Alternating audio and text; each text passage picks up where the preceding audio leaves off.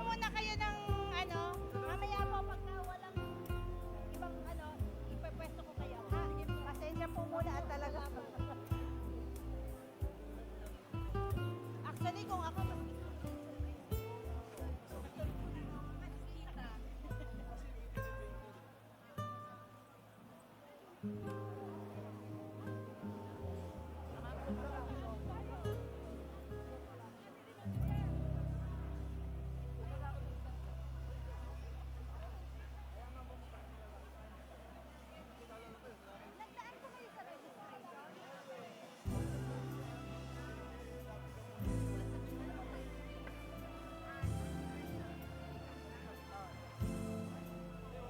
wala pa.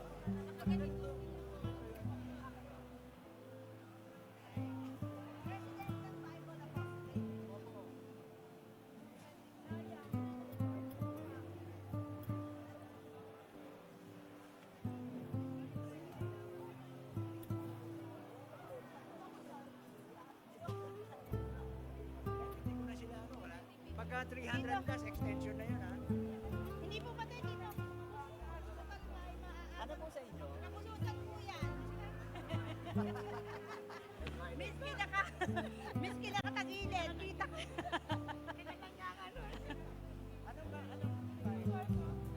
Ano po? Saint P. Kadulunan.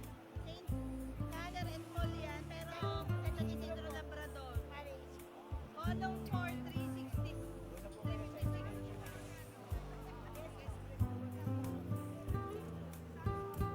Ano po? Ano pa parokyal?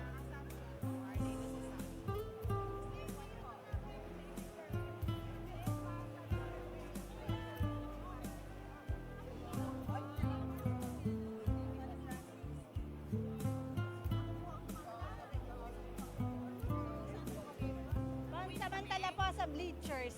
Hindi naman po. Dito pa rin. Actually, mas maganda. Dito ako nakapwesto eh. Mas maganda po yung pwestuhan dyan. Kasi pwede nyo na po i-occupy. May kasama sa pagkain.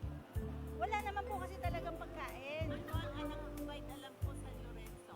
Hindi po. Ina-order po yun sa kanila. Hindi po pakain. Bring your own food po tayo. Parang Kasi ako yung kasama ko MPD na San Lorenzo. nagpapa-order po yung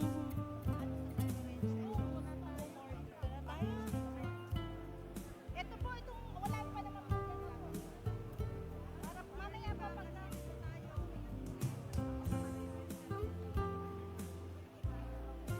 Sa best day. Kahit ano daw ID ko. ID nila, ID ko. Hindi mo naka-register dito. Pwede dun sa kabila po. Nawa kami.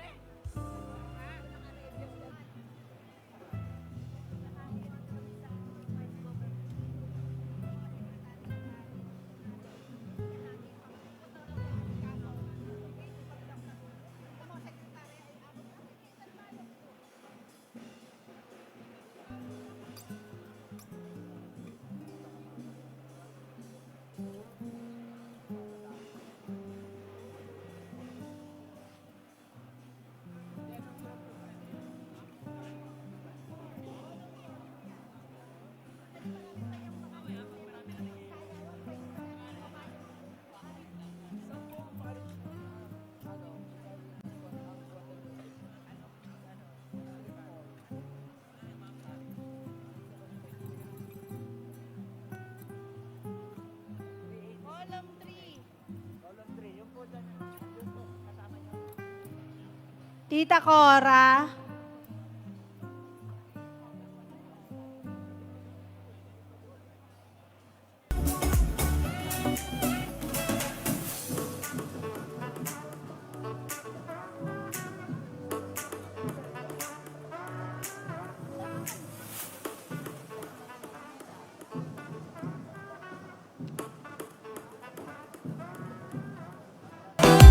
Madaban din sila. Hindi patatalo ang Distrito 2.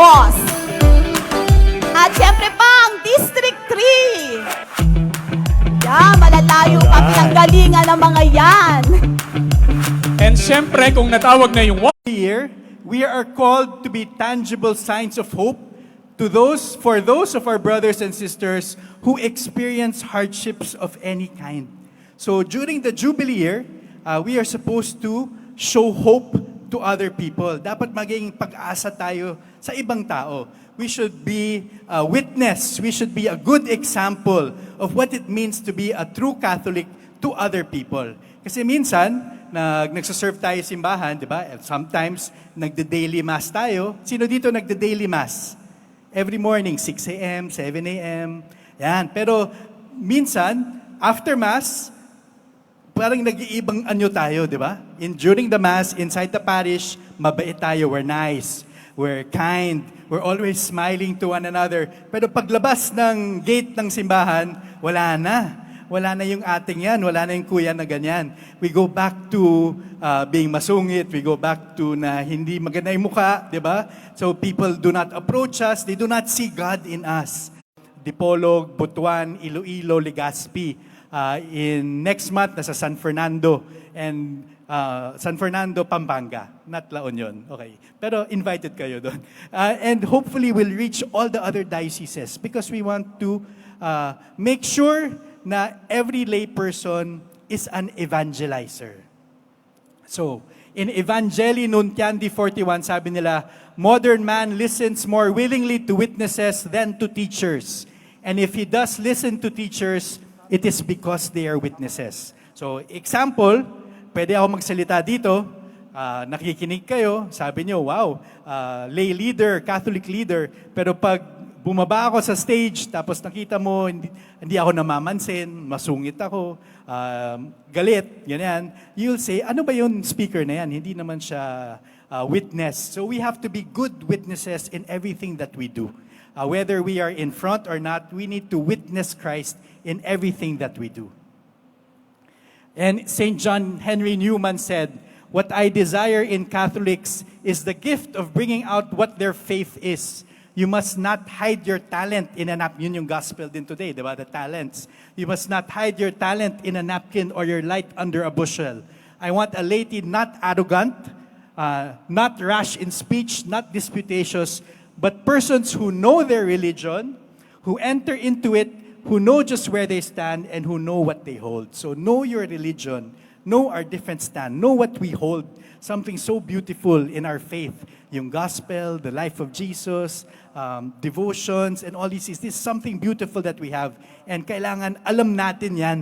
Hindi lang yung, ba't kayo nasa conference of prayer? Ay, hindi ko alam, sabi lang ni Father, punta kami. Ano ba yung Jubilee? Hindi ko alam, pumasok lang sa Holy Door, yun na yun. We need to understand what our faith is. So we also have to study a bit. So we need to be missionary disciples. Pwede natin ulitin yun. Be missionary disciples. Okay, just making sure na gising kayo. Okay. And next year, I just want to share before I introduce our main speaker. Next year is also the 75th year of the Council of the Laity of the Philippines. Bino mo yun? Sino dito 75 years old na? Meron ba? Meron. Next year. Sino dito 75 years old next year? Oh, meron. Happy birthday. Yan. Ka-birthday mo yung Laiko. So, nakakatawa nga lang, when we go to different places around the Philippines, nagugulat yung mga tao, wow, 75 years old na pala yung Laiko. That's why we want to make sure that next year, we have something worth celebrating. It's not about the organization, but it's about you, the lay people, the lay leaders, the people who serve in the church. Gusto namin sa Laiko na empowered kayo, energized kayo, and ready to serve the church. Kaya umiikot din kami, we're giving tools to the different dioceses, how to get back those nominal Catholics, how to get back those lapsed Catholics to serve the church again. Yun naman yung goal natin. Dapat hindi tayo nag-aaway-away dito. Sino dito may kaaway sa simbahan? Meron. Yung mga lay versus the parish priest, yung mga youth versus yung mga senior, yung choir versus lector, yung mga mother butler versus usher, may ganyan. Pero di dapat tayo nag-aaway-away. We only have one enemy, and that is Satan. He is the only enemy that we have. Tayo, hindi tayo magkaaway. We should be working together. And we in Laiko, as we enter 75 years, that's what we're trying to do, to go around, to make sure lahat tayo are working together. So ito yung mga nangyayari around the Philippines for the past few months. These are the thrusts of LICO. Just go to our Facebook page and you'll see all these updates because I'm sure you're very excited not to hear our main speaker. So these are our thrusts. And next year, it's our 75th anniversary celebration. So every 2 years, may biennial tayo that all the dioceses come together, all the national organizations come together. So next year, so October, is the 75th year of LICO, and we'll be celebrating it all together. More details will come. Just go to our Facebook page and you will see it. So yun po, we are lay leaders. We are the laity by virtue of our baptism. We are called to spread the gospel. We are called to evangelize. But we are also called to be witnesses. Tapos, called din tayo na ibalik yung mga nominal, yung mga lapsed Catholics, yung mga hindi nag-attend, hindi nagsisimba, hindi nagko-confess. We are called to bring them back to the church. Kailangan yun eh. Diba? Para sa anak natin, para sa mga families natin, the Philippines will be a better place if all of us would really practice out our faith. Yung wife ko nandito, si Des, and we have 5 children. Yung eldest namin is 17, then 15, 13, 11, and 9. So sabi namin, we have to put all our effort in bringing nominal lapsed Catholics back to the church. Bakit? It's for our children. To make sure na paglabas nila, pag commute sila, pag pumasok sila sa school, kung evangelize din yung mga kaklase nila, di wala kaming problema. There's nothing to be worried about. And that's what we all need to do together. But for today, let us pray. And I'd like to introduce our keynote and main speaker. He is the second and current bishop of the Diocese of Pasig. He is also the apostolic administrator of this diocese of San Pablo. He is the vice chairman of the Catholic Bishops' Conference of the Philippines. So medyo busy si bishop. And also one of the delegates selected by Pope Francis to be part of the Philippine delegation to the Synod on Synodality. So the closing session starts in October. So we are very blessed to have him here with us today to be able to spend time with us on this conference on prayer. Let's all welcome Bishop Milo Hubert Vergara.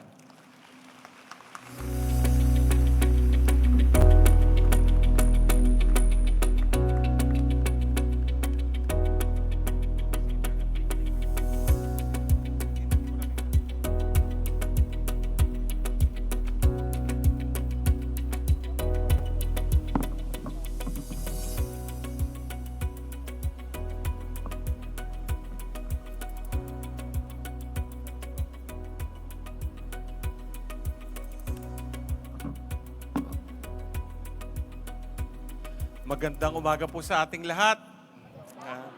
Palakpakan po natin ang Panginoon. Yan. Nakakatuwa naman po at tayo natitipon dito, no? At ito po yung ating Conference of Prayer para sa Ecclesiastical Province of Manila, no? Salamat po, no? Napakahirap po ng buhay ko. 2 ho ang diocese, ano ho, no? Pero maganda nga ho na in-emphasize ni Savior, bago ho magtrabaho, kailangan pong magdasal. Kaya lahat ho ay nakukuha sa dasal. Amen? Yan, no? Naayos lang po ng konti yung PowerPoint dito ho sa laptop ko, no? Kanina talaga, ramdam na ramdam ko, nagtatampo na yung Diocese of Pasig, hindi tinawag nung mga MC, no? Gusto ko na hindi na pumunta rito sa Laguna. Oo, kasi ako na may dumadaan lang dito ta apostolic administrator, ano ho, no? Pero alam niyo naman, baka meron din hindi natawag na diocese po dito, no?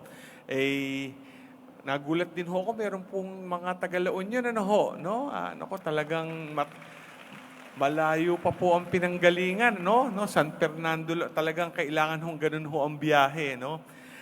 Salamat po, no, sa inyong pagdaluho dito. Alam kong ngayong Sabado, maaaring panahon para po tayo, pahinga, no? Pero tayo po'y naririto para siguro magkaroon ng proseso din pagtingin sa ating buhay panalangin, At alam po natin na lalo po natin paigtingin nga ito sa paghahanda po sa sinabi nga ni Brother Xavier na Jubilee Year. No? Simulan ko po dito, no? Dito sa ating scripture text, Luke 11 verses 1 to 4. No? Very popular to. Alam niyo yung Gospel of Luke kasama sa Synoptic Gospels, ano po, no? Matthew at Mark, no? Meron din pong mga ganitong version dun sa Synoptic, pero ito po yung napili ko, ano? He was praying in a certain place, and when he had finished, one of his disciples said to him, "Lord, teach us to pray, just as John taught his disciples." He said to them, "When you pray, say, Father, hallowed be your name. Your kingdom come. Give us each day our daily bread, and forgive us our sins, for we ourselves forgive everyone in debt to us, and do not subject us to the final test."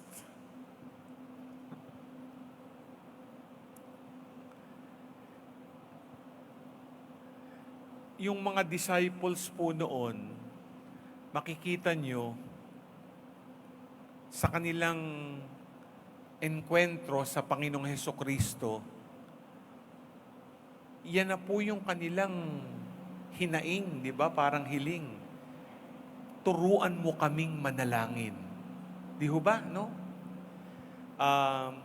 Nung bata pa po tayo, habang lumalaki, hindi siguro kasing laki ko, ay, mahirap po.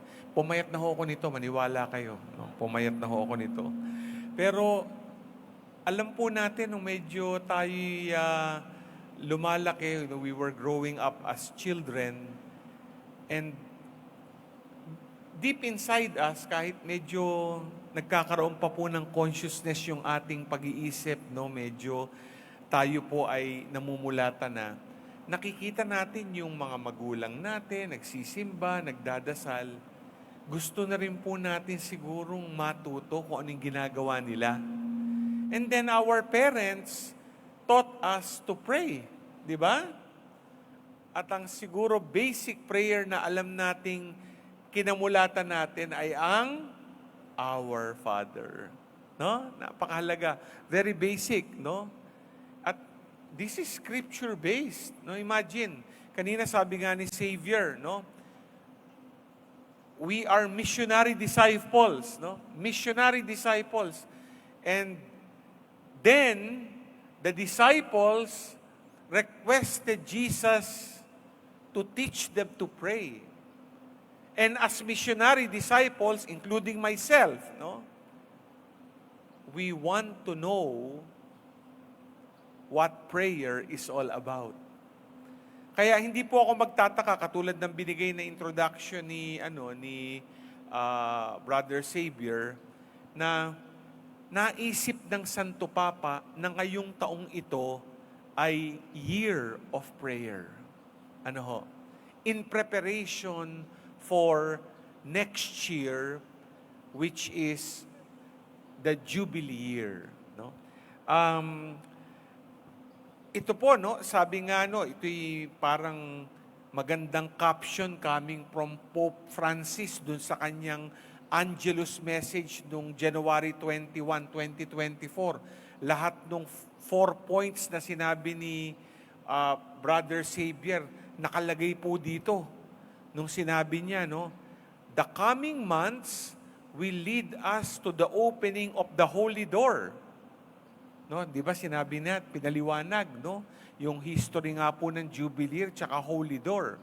Basically, the door is no one else but Christ. Kaya when we enter any holy door in any cathedral of or church, we enter Christ. We want to enter, no, new life in Christ. Kaya nga sabi nga ni Brother Xavier kanina, napakahalagang maunawaan na itong Jubilee Year ay isang momentous event kasi pumapasok ka sa buhay Diyos, sa bagong buhay kay Kristo. Gusto mo na magbagong buhay. Tama po ba? No? And sabi nga, and which will which will begin the Jubilee. Yan ang hudyat, no? Sigurado ako, yung ibang mga parokya dito na experience na yan. Yung opening ng Jubilee nila, nag-25th anniversary, nag-30th, nag-40th, yung iba nag-50, no?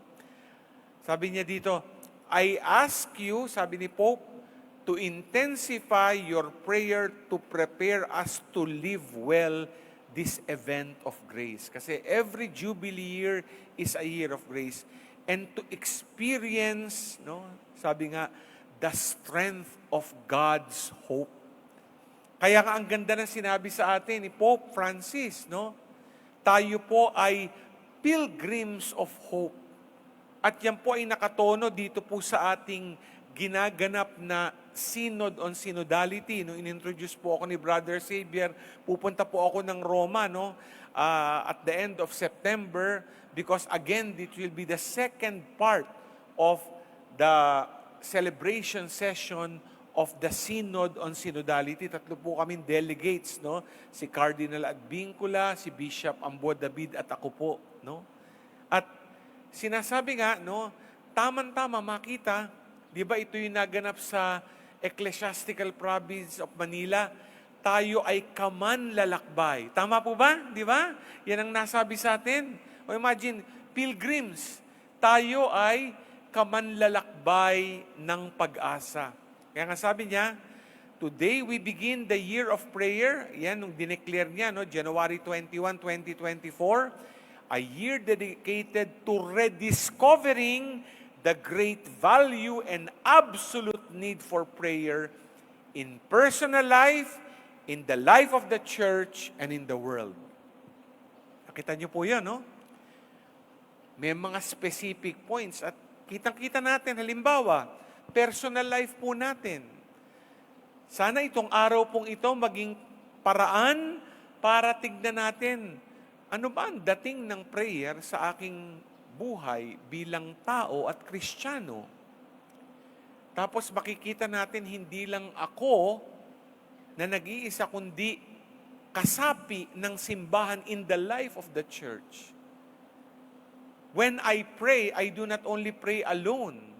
And you will see that later on, no, we pray as a Christian community, as church. And third, in the world. Di ba when we pray to intercede for the many concerns of the world. Alam natin ang mga nagaganap. Lalo na po ngayon, nakikita niyo po yan sa social media. Kung kayo po may mga social media accounts, may Twitter account kayo, may Instagram, may Facebook, at an instant alam niyo na po ang mga nagaganap, hindi lang sa ating bansa, kundi sa buong mundo. In real time. Yung mga nagaganap halimbawa sa Syria, no? Yung mga sitwasyon sa Gaza, di ba? Yung ongoing war na yan. Ukraine. Alam natin, no? In real time. And this prompts us to pray. Kaya, timely po itong declaration ni Pope Francis for this year. This is a year of prayer, and I think in his mind, not only to prepare for the Jubilee year, but to prepare our souls as we are on this journey as pilgrims of hope to God's kingdom. Amen? O, palakpakan natin ang Panginoon, di ba? Ganda nung anong yun, ano? Isipin nyo, sinabi pa lang ni Pope Francis ito, actually, itong slide na ito, isantok na po ito eh. No? Pero marami po akong slide dito, 55 ang nakalagay dito sa marker ko. Pero tatapusin ko po ito 10:30, maniwala kayo't hindi. No? Naaawa ko doon, sabi nga ni Xavier, baka tulugan tayo nitong mga taga San Fernando, La Union, eh, no, ha? Hindi na, mulat po kayo, ano ho, no? Mamaya, mangantayo, ha? Kakain tayo mamaya, ano, di ba? Pero ito ho, no, alam nyo, gagawin ko lang hong basic, pero palalimin po natin, no? Para maunawaan natin ang prayer, maghahanay po ako ng tatlong tanong. Di ba? Yung una, the why of prayer. Di ba?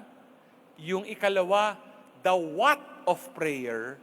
At yung ikatlo, the how of prayer. Okay? No? Itong mga taga-Pasig dito, binibigyan ko po yan ng Advent tsaka Lenten Recollection. Alam na ho ng ilan yan niya sa aking mga to kasi every year ako nagbibigay ng formation sa kanila. No? Sawan-sawa na po sa akin itong mga itong nandito. Ay, alam na nila ako palagi nagbibigay. No? Ako mismo. No? Diocesan-wide. So, simulan po natin. Why pray? No?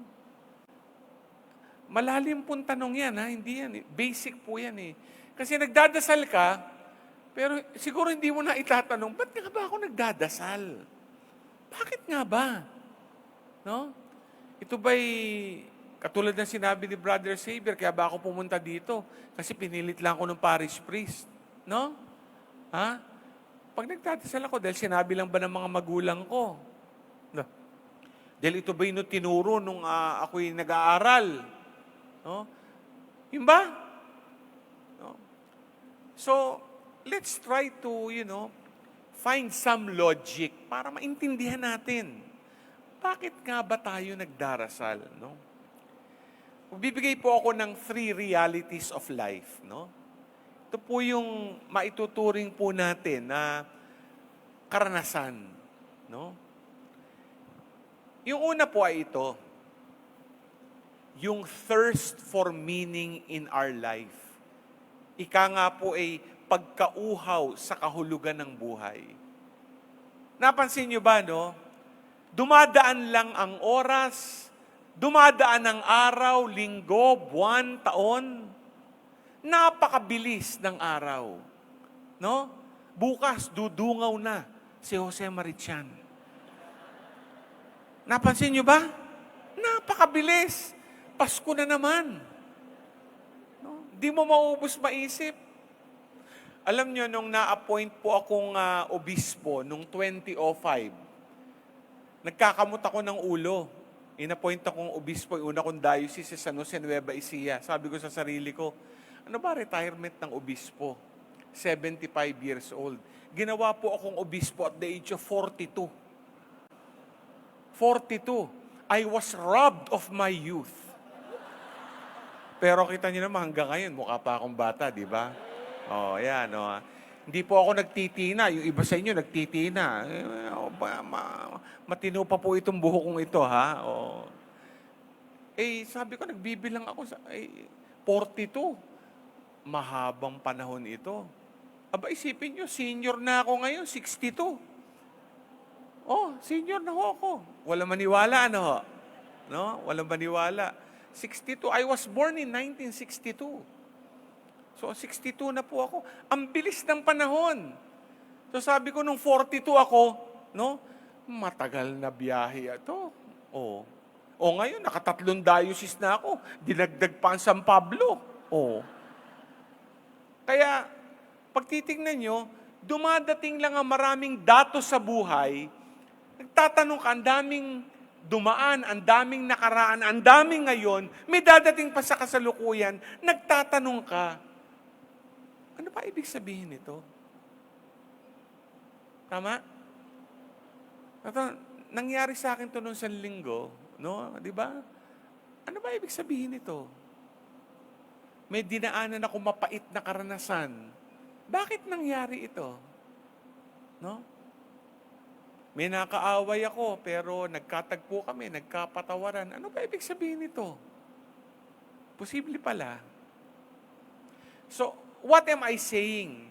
When all these experiences pass by, and they continue to go on, there is what we call a thirst to find meaning in them. And we ask many questions. Di ba? When we reflect,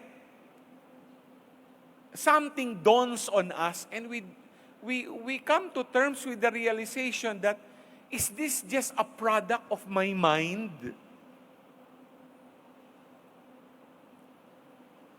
Yan yung first reality. Thirsting already for meaning. And at times, we do not ask the question to another person, though we converse.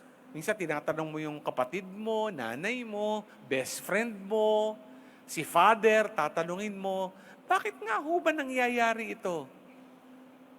At kalimitan, hindi naman masagot. Tama ho? O, kaya parang yung tatanungan mo ay mas higit kesa kay father, kay bishop, kapwa mo. The second reality is the hunger for God. Ito yung pagkagutom sa Diyos. No? Kasi titignan natin, no? Papakita ko din mamaya yan, no? Deep within, you will observe,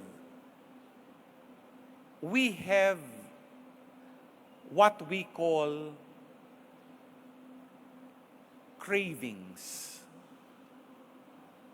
No? No? And from those cravings, they point even to not something, but someone beyond us.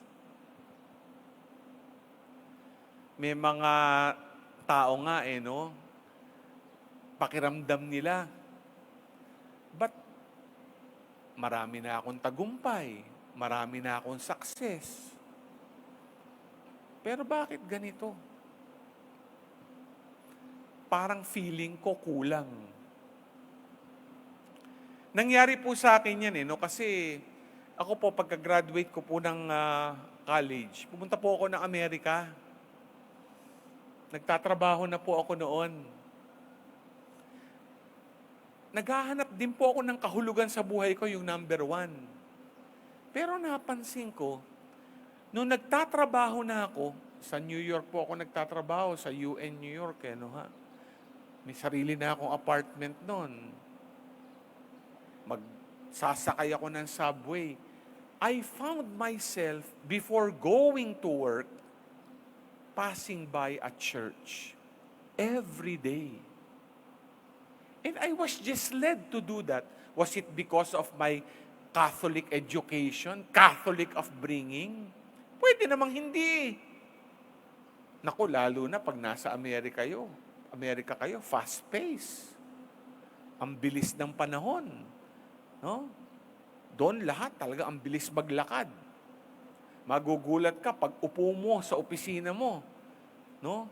Hindi mo namamalayan, uuwi ka na. So, I found myself going to church every day. So deep within, there was a hunger for the divine. Kayo, nagtatrabaho kayo, di ba? Yung iba, retired na. Pero naranasan niyo po yung sinasabi ko. Kahit gaano ka-stressed sa dinadaanan mo, o marami kang workload, ano man yan, no? Dumadating yung panahon sa iyong buhay na parang tumitigil ka at napapaupo ka at nagdadasal. Tama ha? And then the third is the need for silence. Yung pangangailangan ng katahimikan.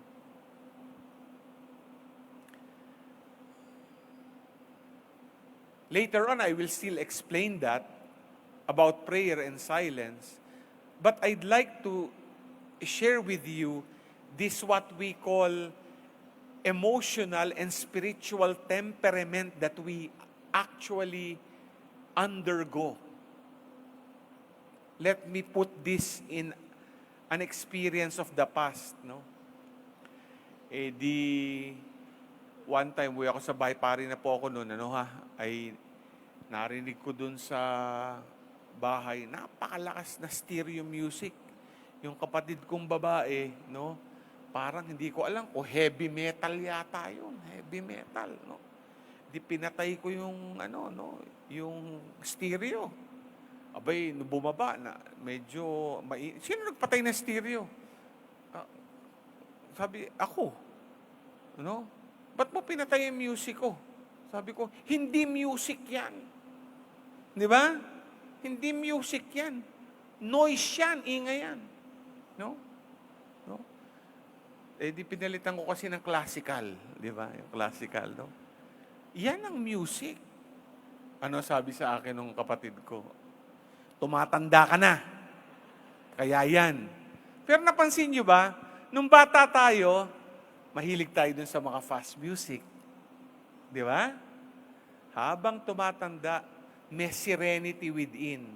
Pati yung taste natin sa music, papunta sa mabagal, classical. Actually, it is a movement to silence. No? O tingnan nyo, ano mga plano ng mga nagre-retire. Ayoko dito sa city, gusto ko dun sa sa may probinsya. Di ba? Tahimik dun. Ayoko makarinig niyang mga katakot-takot na sasakyan na yan. Gusto ko kung pwede, iba, may mga farm pa, no? Doon na lang ako. Tahimik. So there is that need for silence. Lahat po tayo. No? And you will observe that is also a movement that happens even before we age really or retire. Because a time comes even in our own lives, no? That when we enter a mode of stillness, we just want to be silent. You cannot deny that. Lahat po tayo. No? Alam nyo, ako'y nag 30-day retreat nung seminarista. Ang nasa isip ko, actually nakadalawa na ako, nag 30-day retreat din ako as a bishop, no? Nung celebration ng 25th anniversary ko as a priest.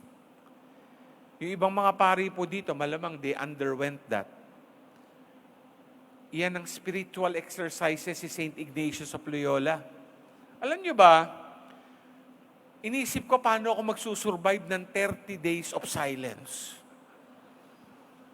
Sabi ko, mga may narinig-rinig pa ako noon, yung mga nagte-30 day, pagpasok niya, nababaliw daw. Ha? Mga myth yun mga alamat daw, no? But when I went through it, no?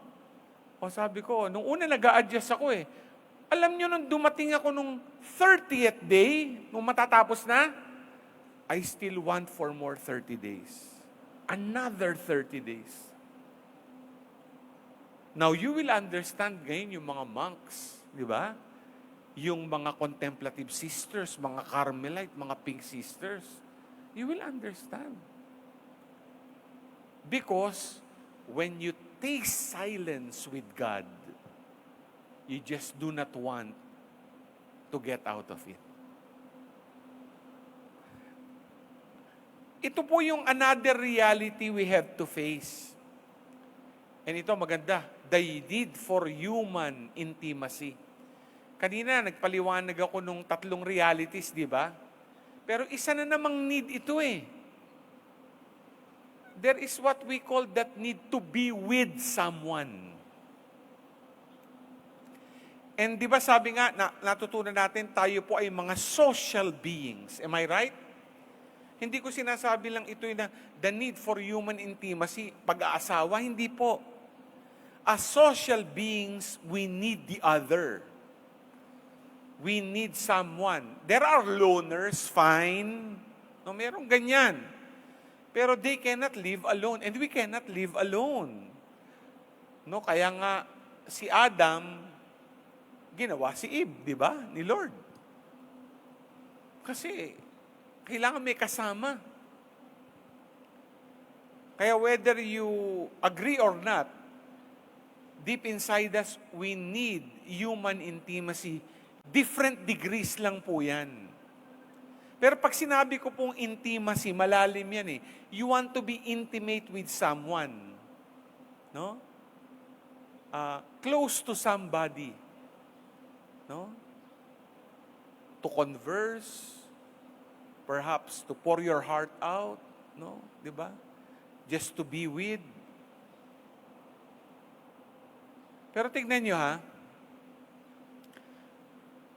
yung need for intimacy, pag hindi mo yan nakuha, maraming coping mechanisms. Kanina nagpaliwanag nga ako ng thirst ng hunger. Tama? O tignan nyo to, di ba?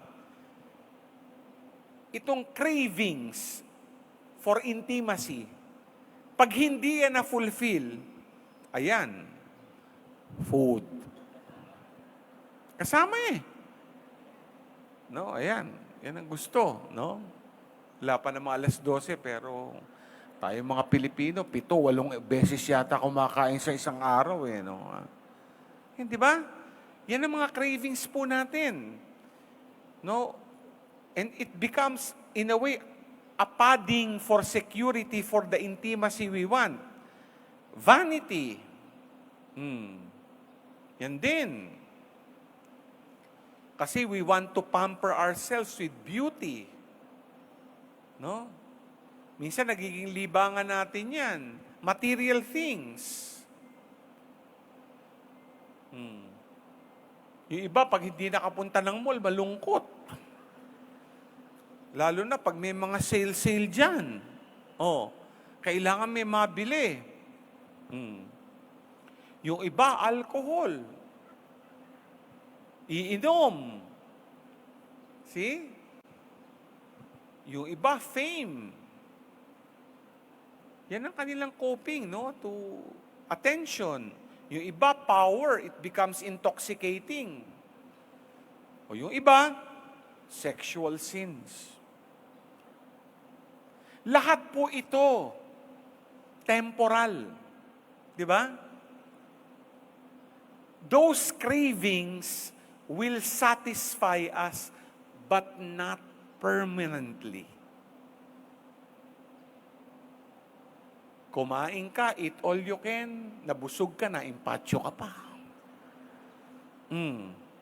Mag-bake up ka ngayon, pumunta ka sa parlor, no? Maayos ang buhok mo, nagpalitada ka ng muka.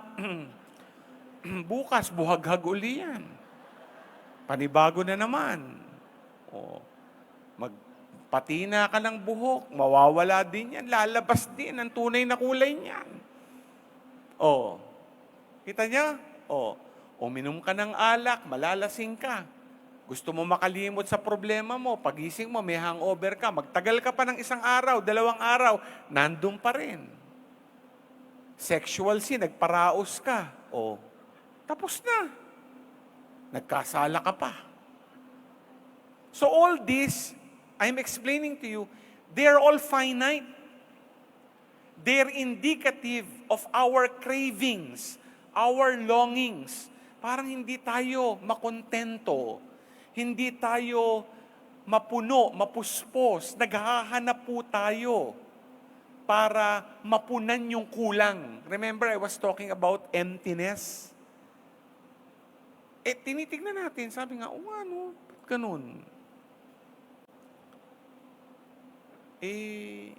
Kahit anong ibigay ng mundo, hindi pa rin ako makontento, kulang pa rin. And then we realize where the need to be intimate with the infinite cannot be satisfied by what is finite, but only through an activity which makes us commune with what is infinite. Ano po ibig sabihin nito? Meron tayong pagnanasa. Di ba? Meron tayong hinahangad. Kala natin, yung hinahangad natin, yung ninanasa natin, mapupunan ng mundo. Ayun, hindi pala. Kasi yung ating pagnanasa higit sa mundo, ang magpupuno, hindi ang mundo, kundi ang mas higit o pinakahigit. Naintindihan niya? Ipinipilit natin yung ibinibigay ng mundo, hindi kakayanin. Kasi yung pala deep within, ang ninanasa pa talaga natin ay the infinite God. Tanyo? wala pa akong pinapaliwanag na Hesukristo dito, di ba? I'm even talking about philosophy. I'm giving you a crash course on metaphysics. Alam ng mga pari yan. What I'm talking about is something metaphysical, ika nga. Beyond the physical. Now, let's go to our catechism so that we will understand better why we actually pray. Yan, nagbigay ako ng anthropological perspective, parang human experience, nagbigay ako ng paliwanag, looking at a philosophical, metaphysical mindset in simple terms. Pero sa totoo lang, kanina binigyan na ng perspective ni Brother Xavier yan, by virtue of our baptism, God enables us actually to pray, to commune with Him. And so we must thank God for this great grace. Nung tayo binyagan, we receive the divinity coming from God. Kaya di ba, ang definition ng baptism, we have become sons and daughters of God. Mga anak po tayo ng Diyos. Ha? Ibig sabihin, nakakonekta na tayo sa Diyos.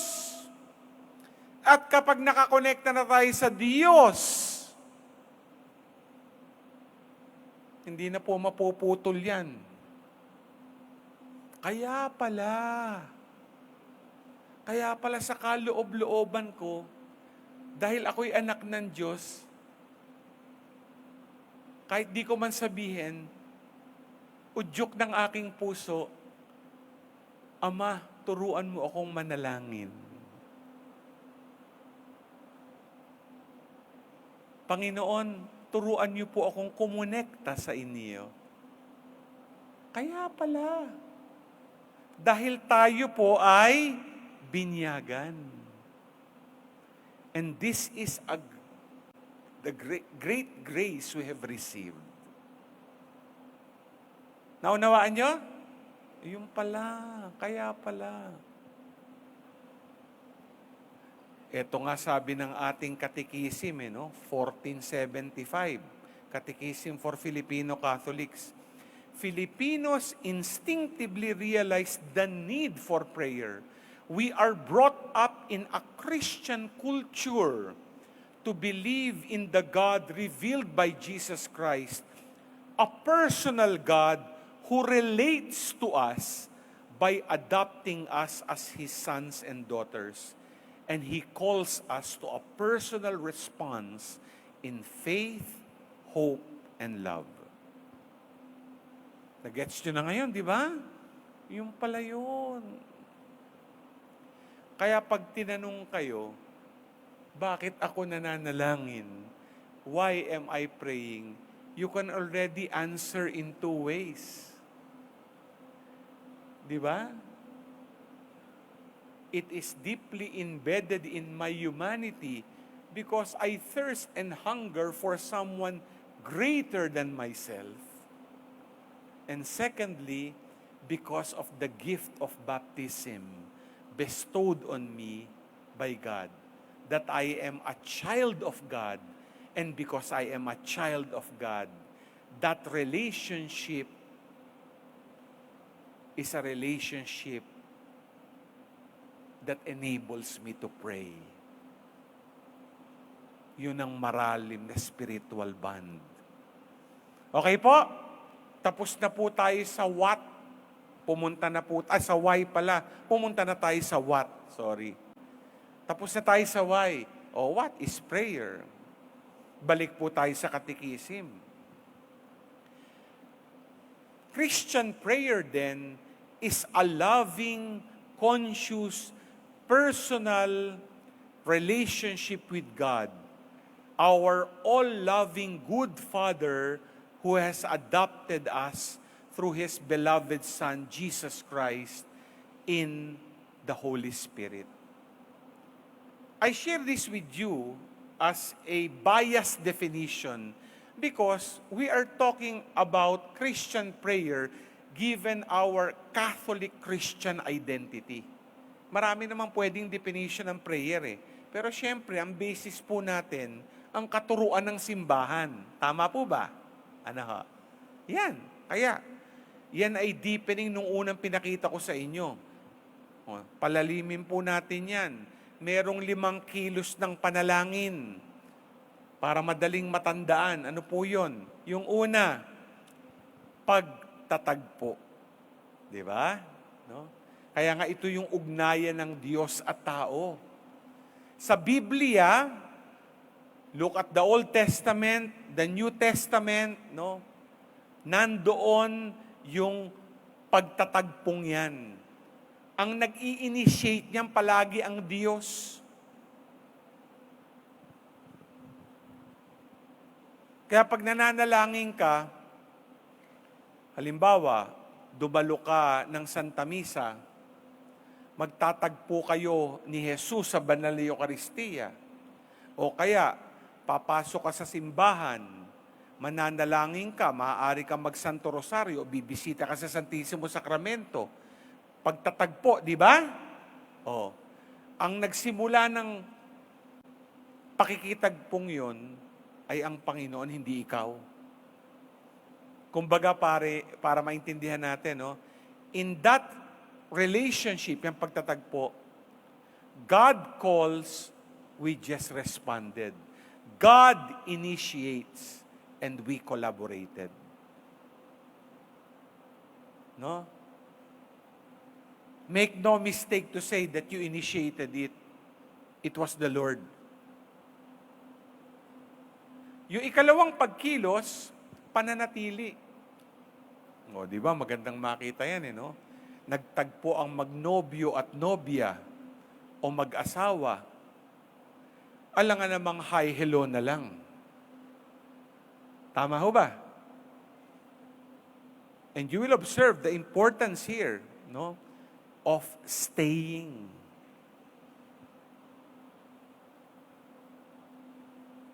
Di ba may kasabihan, walang iwanan? Kaya nga magandang isipin, ang Lord hindi nang iiwan. When He initiated, He will show to you that He will be with you. O, pag pumasok ka sa simbahan, pagkatapos sa isang oras kalahati, alis ka. Pero si Lord nandun pa rin, di ba?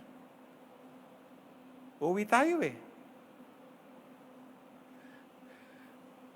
So very important when you look at this movement of prayer, the encounter comes in, but also the encounter that lingers, pananatili.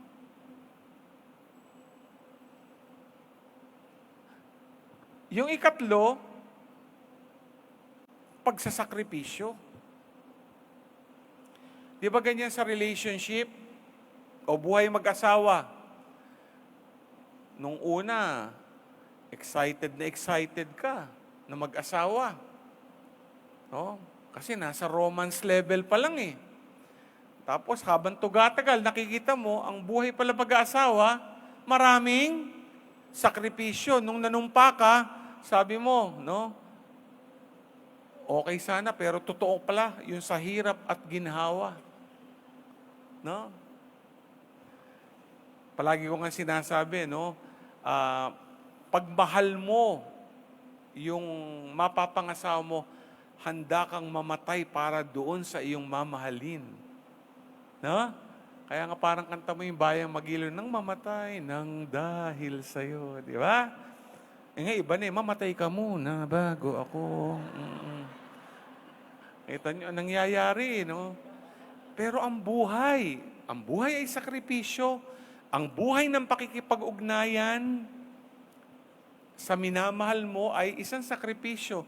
Ang relasyon po natin sa Diyos ay relasyon ng pagsasakripisyo. At sinong una nagsakripisyo? Ang Diyos.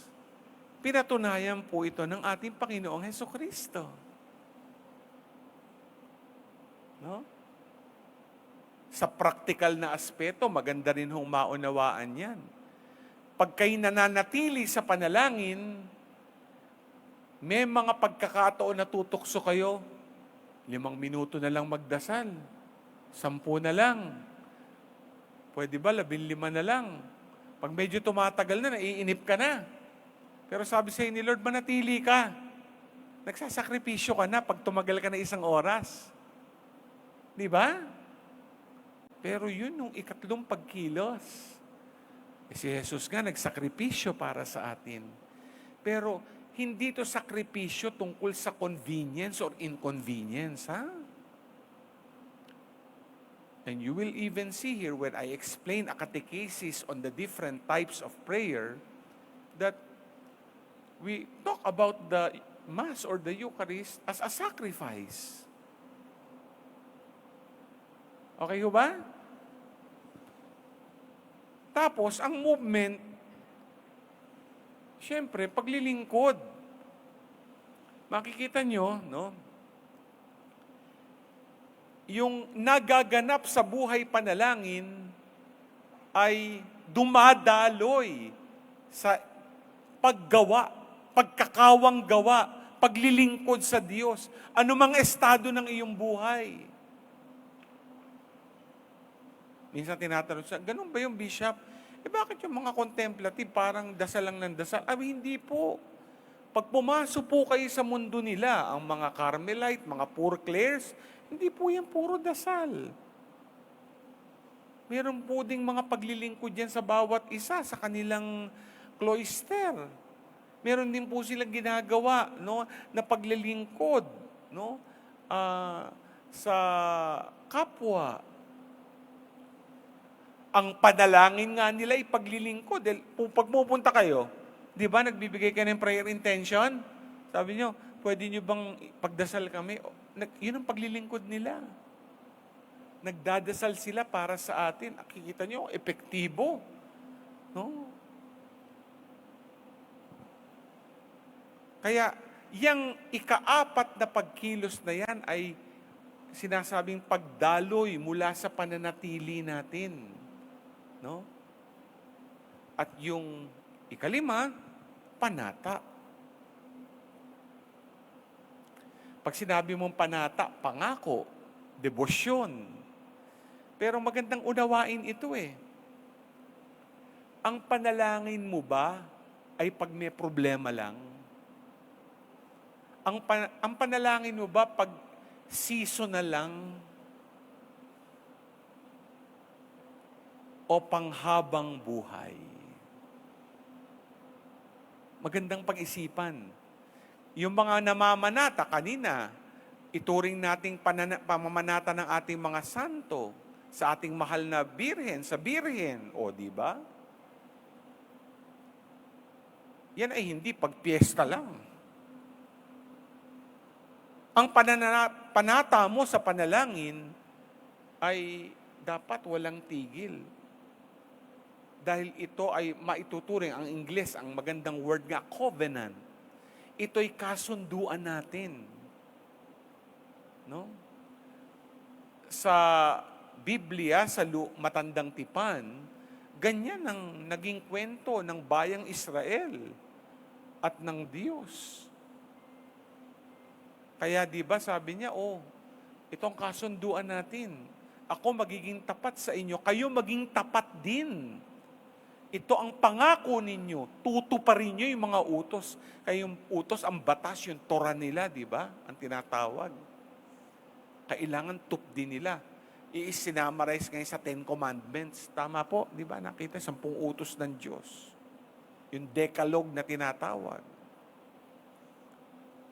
So, ayan po, no? 5 pagkilos. Ngayon, meron po tayong 2 types of prayer sinasabi sa katekisim natin. Ito mahalagang maunawaan to. Halimbawa, yung liturgical prayer, no? Yun yung unang type. Nung nag-aaral po kami tungkol sa liturgy, ang sinabi, no? The liturgical prayer is the highest form of prayer. Why? Kasi sabi, it is the prayer of the community. It is the prayer of the church. It is the prayer of the body of Christ. That is the highest, no, form of prayer. Magkaiba yan doon sa personal prayer when done individually. Like, if I pray on my own, individually. Each of you, you pray on your own. That is distinguished from when we pray together and we pray as the body of Christ. More than 2,000 years ago, Christ went to an out-of-the-way place to pray. Tama? Di ba narinig natin yan? That was Himself praying to His Father. Now, fast forward. Who is Christ? We. The church. Kaya it's the highest form of prayer. When we pray together as the church, what happens? It is Christ praying to the Father. Amen. Di ba? Kita nyo, no? Kaya iba yan eh. Hindi ko pag sinabi ko, pag nagdadasal si Bishop, malakas yung dasal ni Bishop. Naku, mas malakas yung prayer ng kasi nagdadasal. Ang katawan ni Kristo, nagdadasal sa Ama. Pag si Bishop lang, si Bishop lang. Pag si Father lang. Pag kayo, kayo lang. Individually, pero pag tayo, as the body of Christ, Christ prays to the Father. Diba? Yung ikalawa is personal prayer. Kaya personal kasi it is the individual praying. In particular hours of the day, no? Very interesting, we pray with the church. Di ba pinaliwanag ko na, when we pray as a church, no? It is Christ praying to the Father. Ang ganda nga po ngayon no?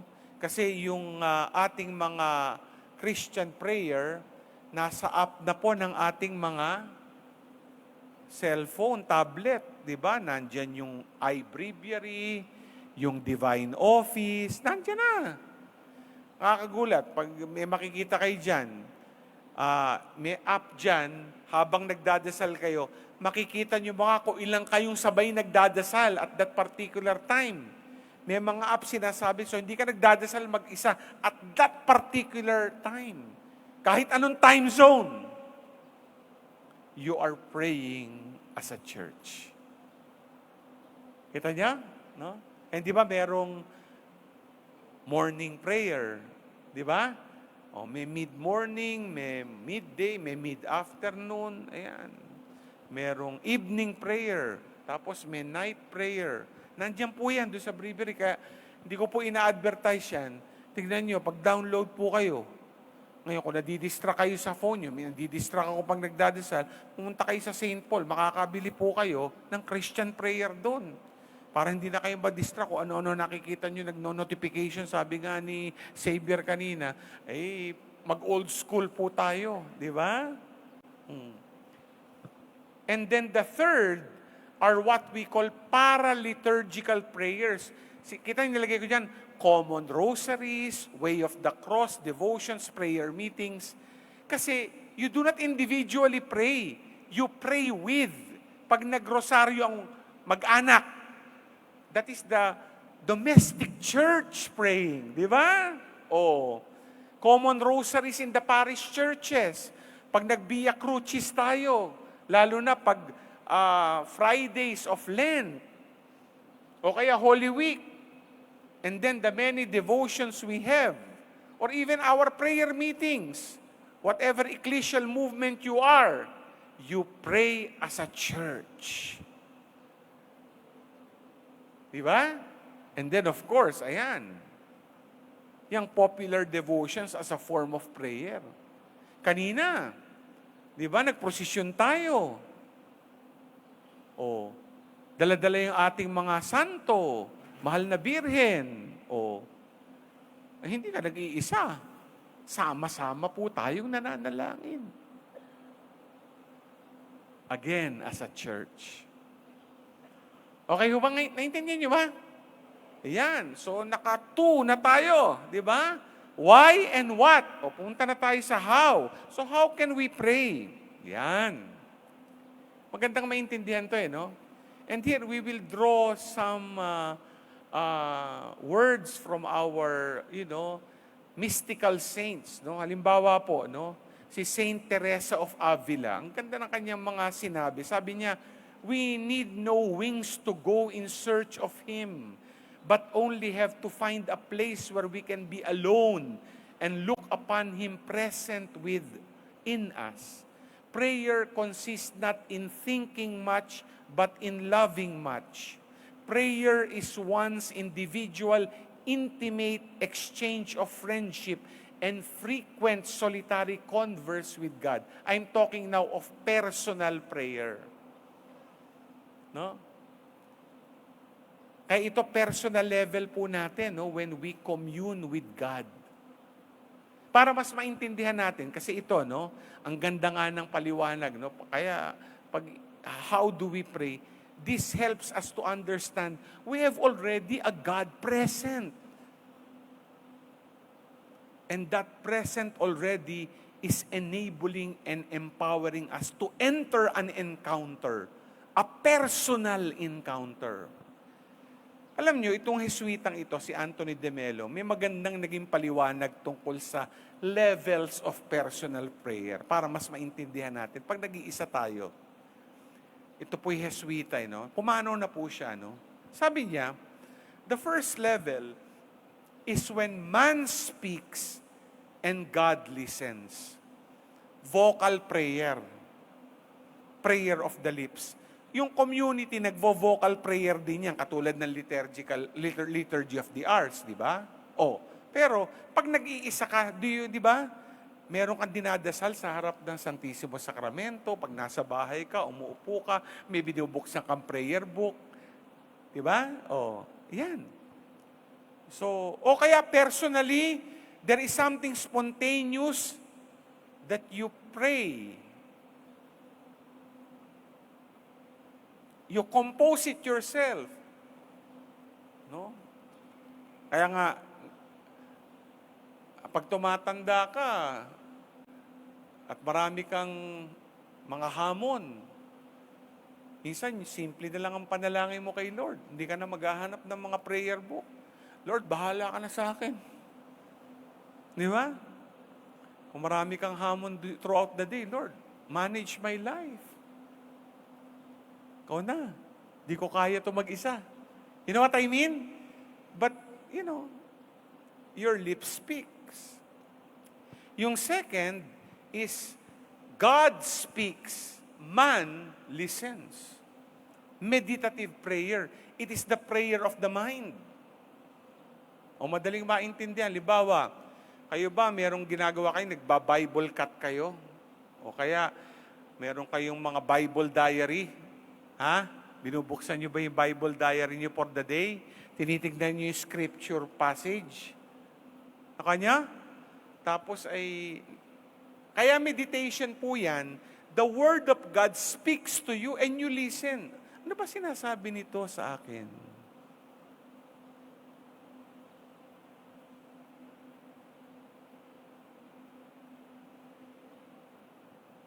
Kaya, the meditation mode allows you, perhaps to speak less or not to speak, and just listen to what God is telling you.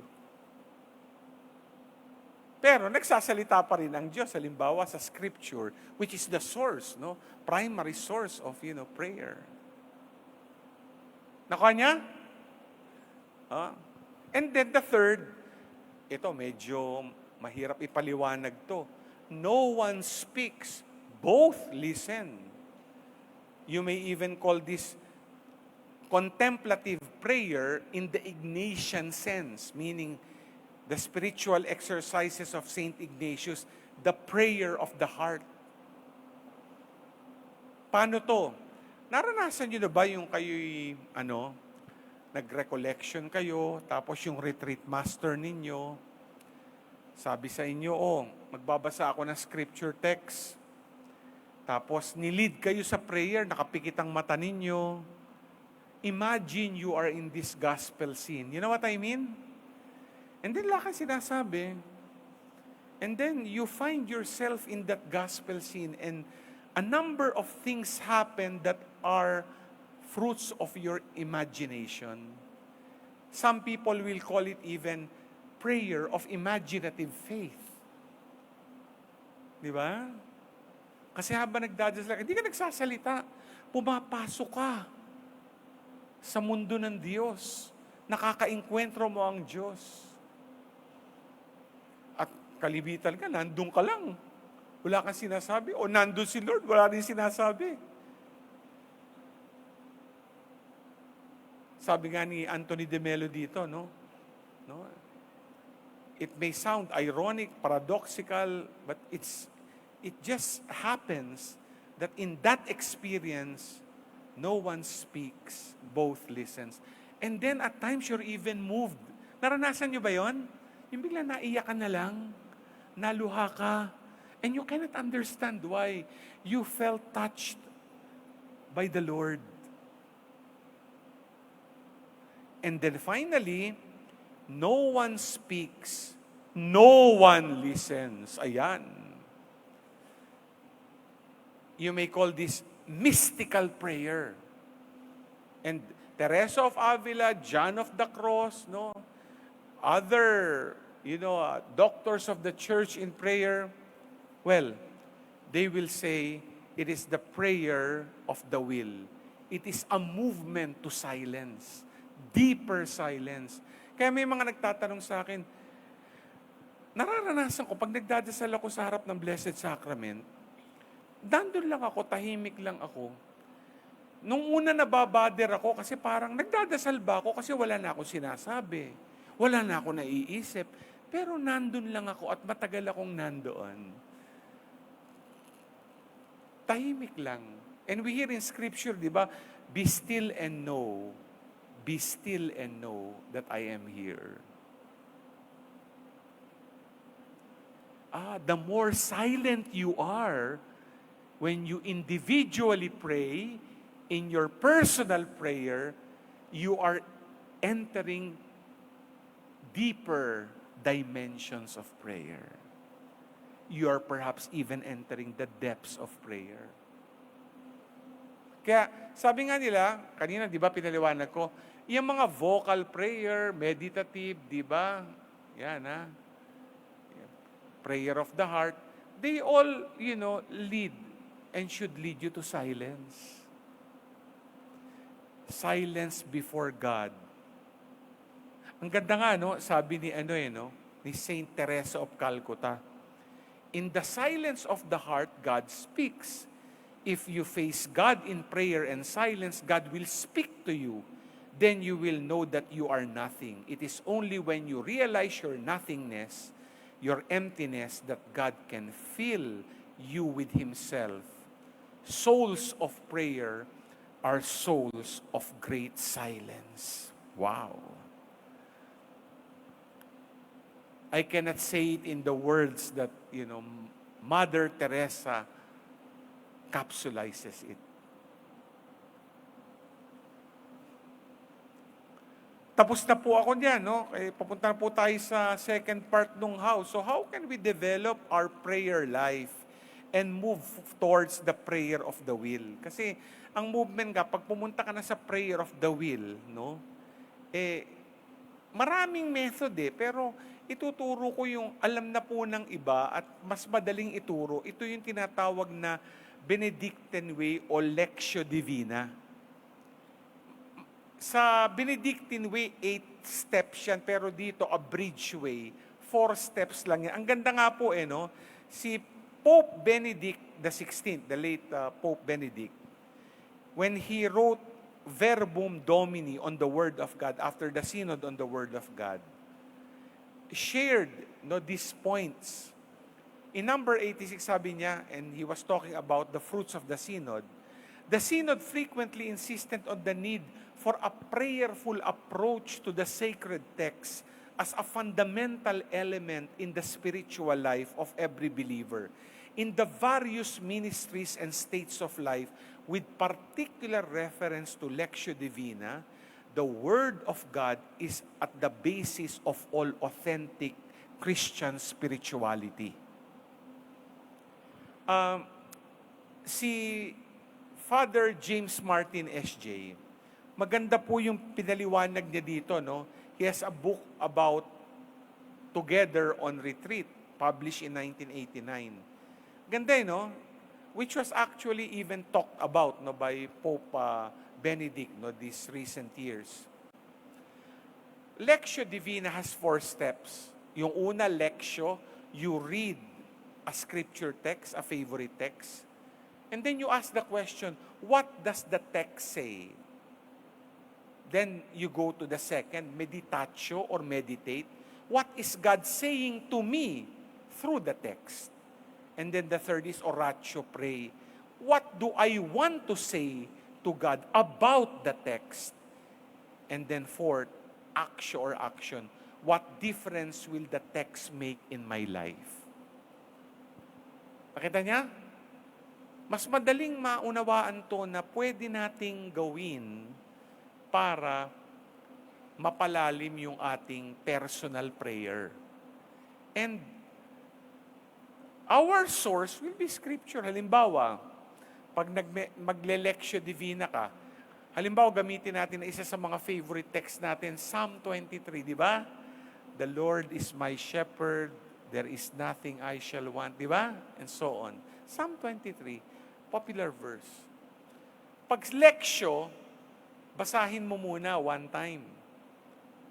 Pag pumunta ka sa meditatio, sabi niya, basahin mo ali, but be conscious of what grips you. Halimbawa, na-touch ako nulay, tatandaan ko, sabi, He leads me in verdant green pastures. Di ba? Yan. Yun ang nakatouch sa akin. Yung oratio, doon ka na lang mag-focus. No? It's like a mantra. And just allow the Lord, as it saturates you into silence, to lead you to an action point about your life. Okay ho ba? No?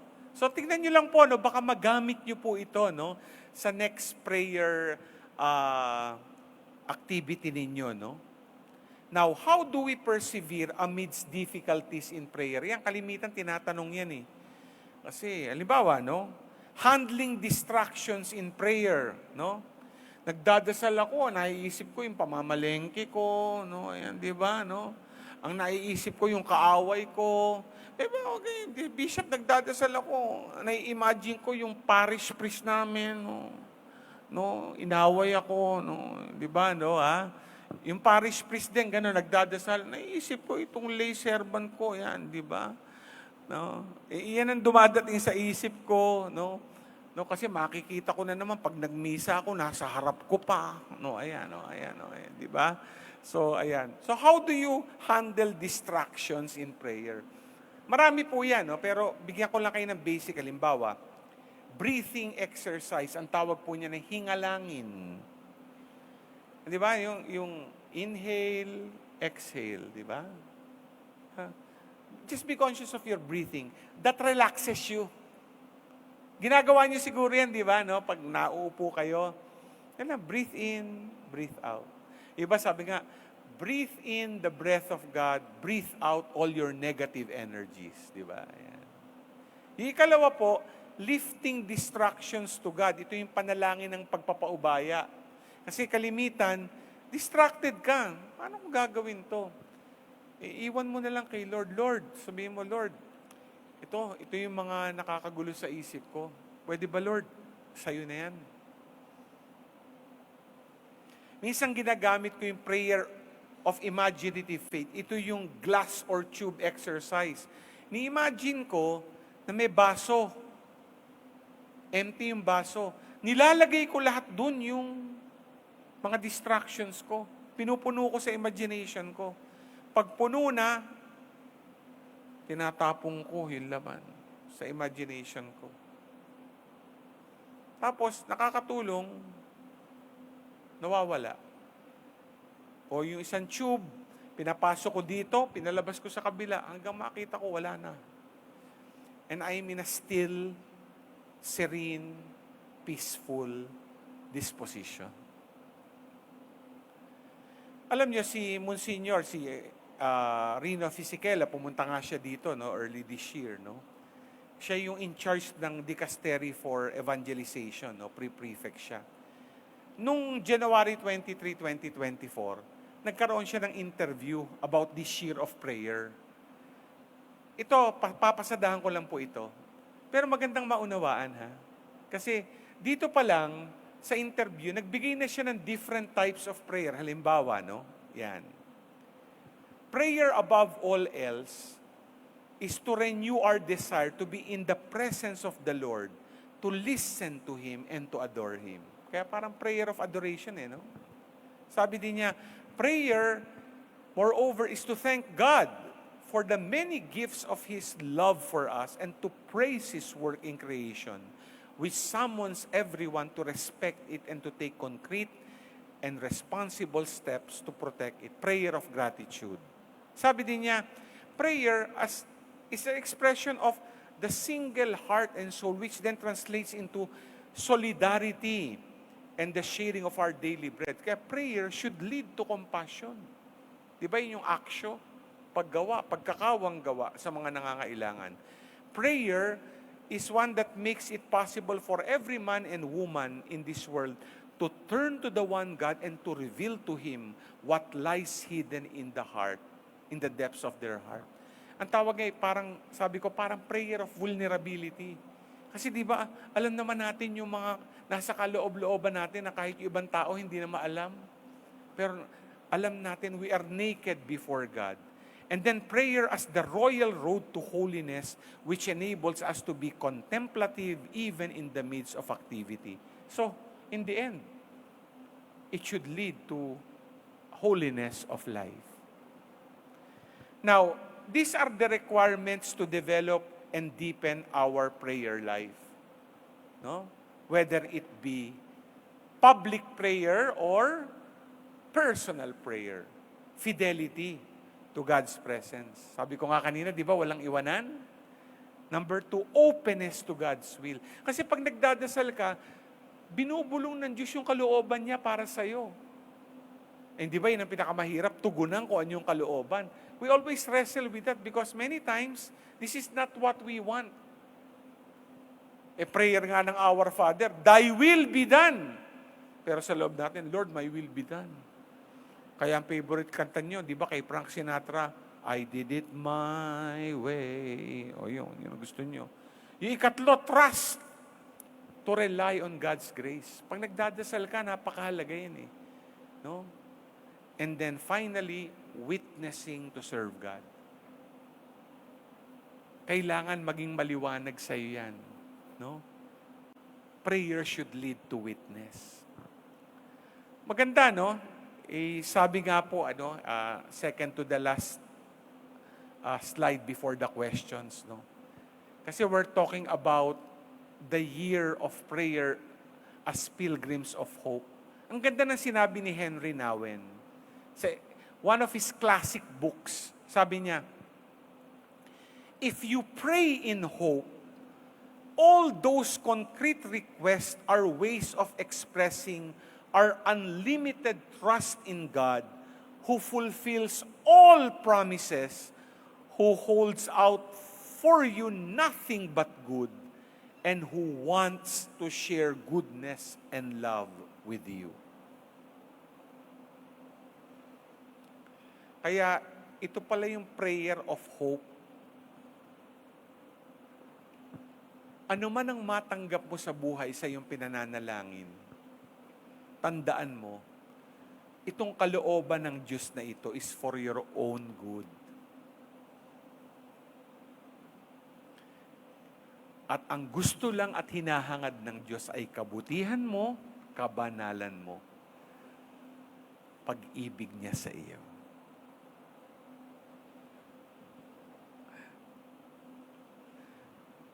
Sabi nga, to summarize sa Catechism, authentic prayer then is always rooted in the heart and related to the neighbor in loving compassion and service. Kaya prayer should be both affective and effective.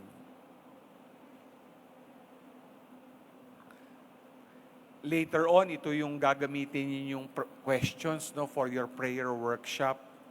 How is my prayer life as a Catholic Christian? What do I intend to do to deepen and grow in my prayer life?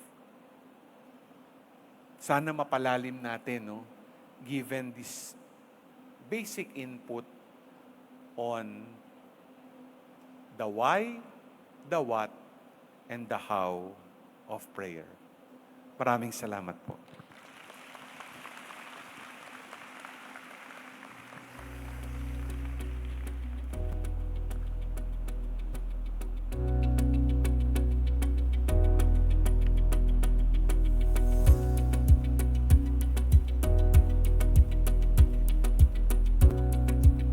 Maraming salamat po, Bishop Milo, for that very informative and empowering message. And of course, we would like to request here up on stage, Father Thor Villacarlos, our Pastoral Director, and Sister Maria Lourdes de Guzman, our DCL President, to award our plaque of appreciation to Most Reverend Milo Hubert C. Vergara, DD, in grateful recognition and appreciation of his selfless service as the keynote speaker of the prayer convention with the theme, Buklod Panalangin, Bukal ng Pag-asa. His meaningful and powerful preaching has contributed to the sanctification and empowerment of the Lord's faithful lay leaders. Given on the occasion of the Araw ng Mga Laiko, this 31st day of August 2024 at the Santa Rosa Sports Complex, City of Santa Rosa, Laguna, Philippines.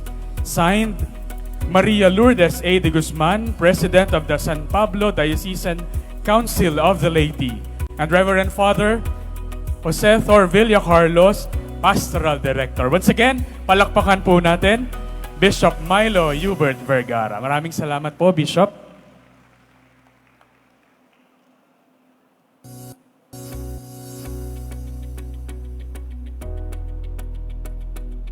And likewise, he would like to present the certificate of appreciation to Brother Xavier S. Padilla in grateful recognition and appreciation of his selfless service as the introductory sharer on the Year of Prayer during the prayer convention with the theme, Buklod Panalangin, Bukal ng Pag-asa.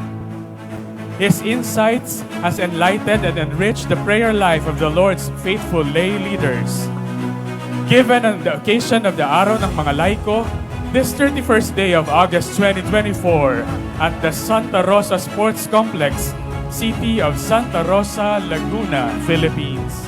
Signed, Maria Lourdes de Guzman, President of the DCL, and Reverend Father Jose Thor Villacarlos, Pastoral Director. Sorry po.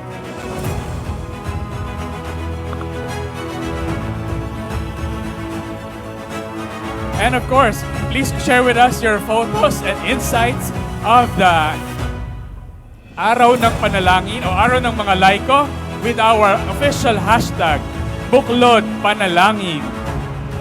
And of course, we would like to acknowledge the presence of our Vice Governor, Karen Agapay. Good morning, Attorney. And for those that have medical needs, narito po ang ating medical team. Lapit lang po tayo sa ating information desk para po tayo ay ma-assist. And of course, we do have operational restrooms. Would like to once again thank our sponsors for their generous support to our convention. The City of Santa Rosa